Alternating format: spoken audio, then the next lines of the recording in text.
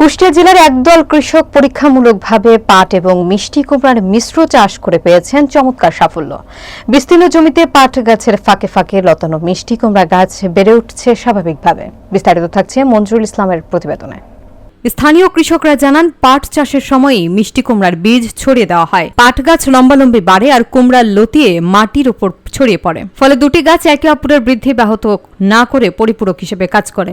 বিশেষজ্ঞরা বলছেন, এই মিশ্র চাষ জমির সর্বোত্তম ব্যবহার নিশ্চিত করে এবং একই জমিতে দুই ধরনের ফসল থেকে বাড়তি আয় হয়। পাশাপাশি জমির উর্বরতা রক্ষা পায়, আগাছা কম হয় আর সার ও কীটনাশক ব্যবহারেও সাশ্রয় হয়। কৃষি কর্মকর্তাদের মতে, এই পদ্ধতি পরিকল্পিতভাবে অনুসরণ করলে তা অন্যান্য কৃষকদের জন্যও অনুকরণীয় হতে পারে। এতে উৎপাদন বাড়ার পাশাপাশি কৃষকের আয়ও নিশ্চিত হয়। এ ধরনের উদ্যোগ দেশের কৃষি খাতে নতুন সম্ভাবনার দ্বার খুলে দিচ্ছে। স্থানীয় কৃষকদের মুখে তাই এখন সাফল্যের তৃপ্তি হাসি। পাট আর মিষ্টি কুমড়া একসঙ্গে, পাট উপরে উঠে যাবে আর মিষ্টি কুমড়া নিচে থাকি যাবে, তাতে পাটেরও সমস্যা হবে না, মিষ্টি কুমড়েরও কোনো সমস্যা হবে না।